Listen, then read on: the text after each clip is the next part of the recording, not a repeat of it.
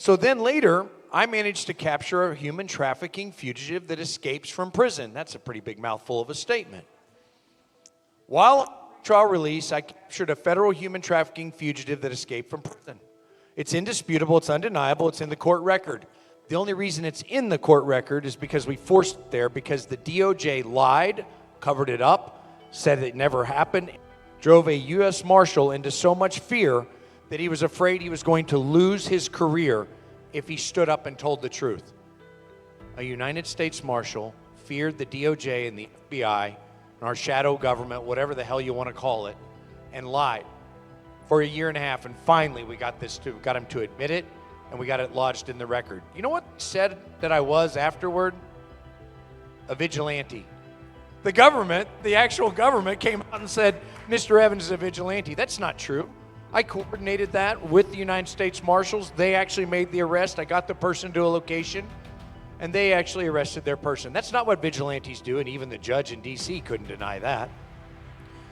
So I had Dabney Friedrich in front of that woman, and it was a horrible event, but to me it was the most beautiful moment because I was so free, because I had those pictures of those children running through my head.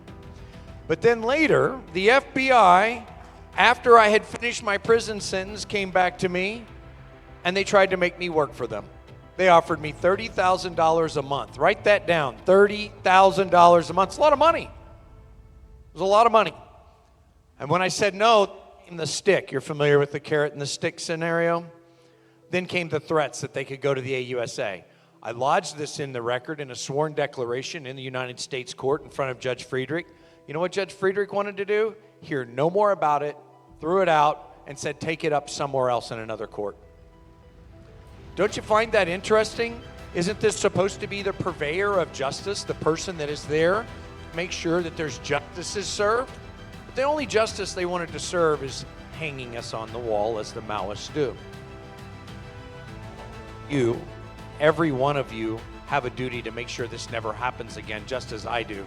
This will never happen to another family again as long as I live without me standing up to say something about it. I cannot allow this. They called us deplorable. They called us all these names, and we wore them like badges of honor. I'll take their label of insurrectionists, and they can put it where the sun doesn't shine.